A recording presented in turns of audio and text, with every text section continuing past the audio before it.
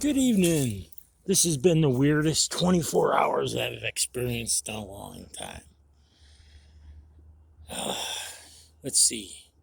So, after I recorded the video that I posted last night, my Google Chromebook just decided to stop. Like the screen went out, it went black. So, I pulled out, I've got a backup.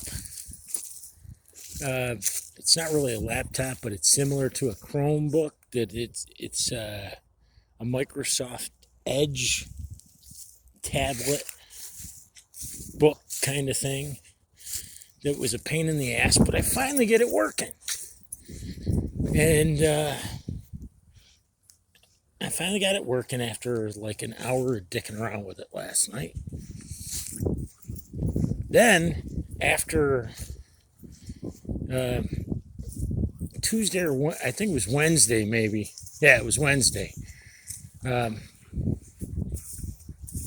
Wednesday evening, after doing just what I'm doing here,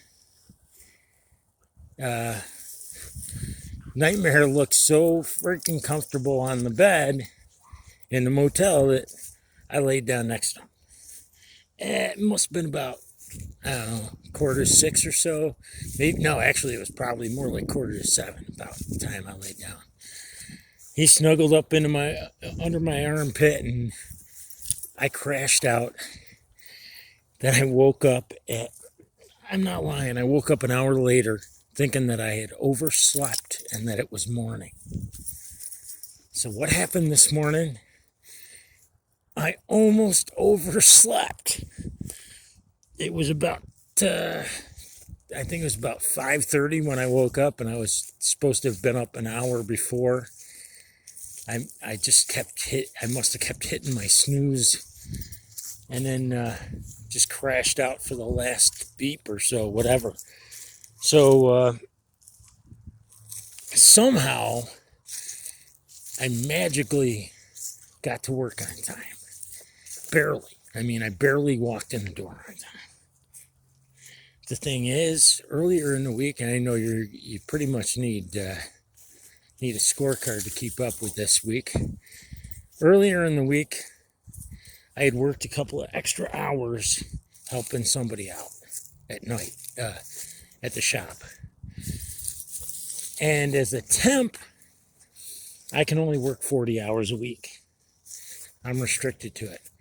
So as a result, I had to leave 2 hours early, which means getting out about 12:30, because we have lunch at 11:30, and I needed to still put in 6 hours.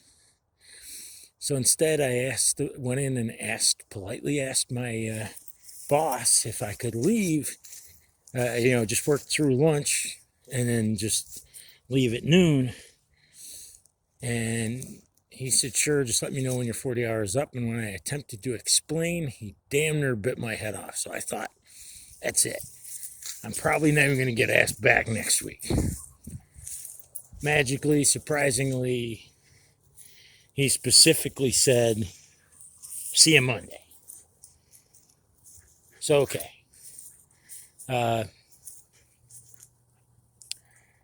And underneath all of this, as this has been happening, we're coming up on the 30th anniversary. It's fast approaching. It's only a month away. But at this time, 30 years ago, the only child I ever fathered was aborted. And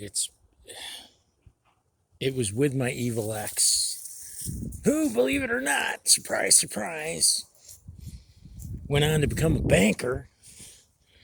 She had another abortion with her husband, and then had 2 boys.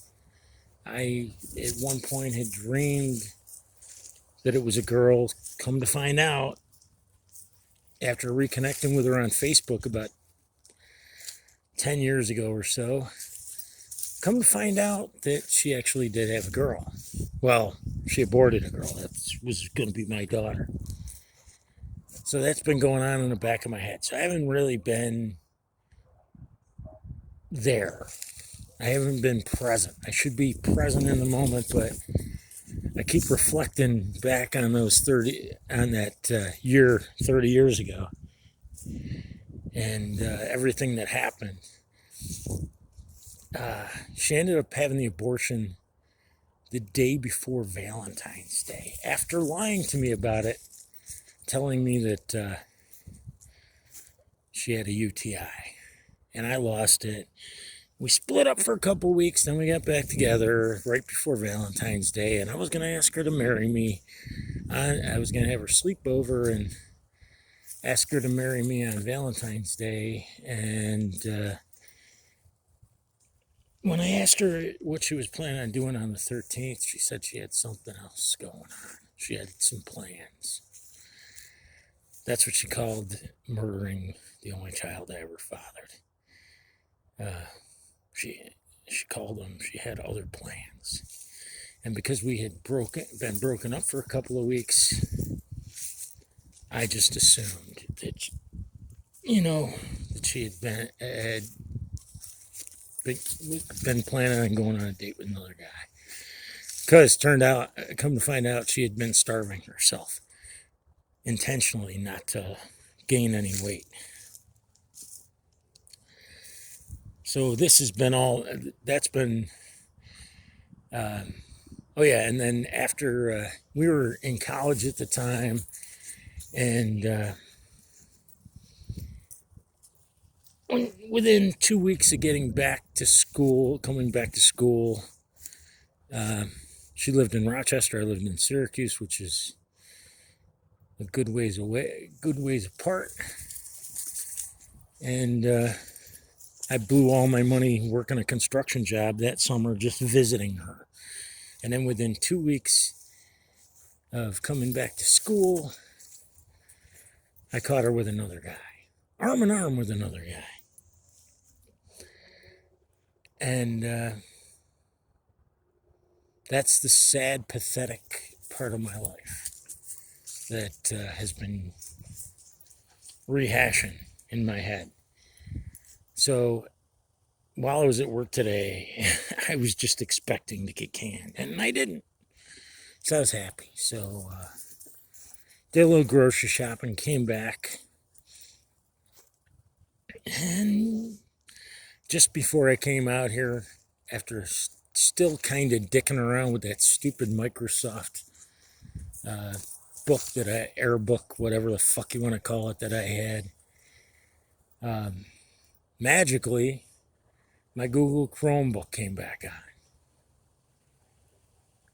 Like I said, it's been a weird day. Weird 24 hours. This is more of a Ramblin' rant than I usually even do. And maybe the reason why I'm doing it is because, there are things that we can control and there's things that we can't. Try getting busy with the things that you can control, and don't worry about the things that you can't control. If I want another job, maybe that's what I should be doing, is looking for another job.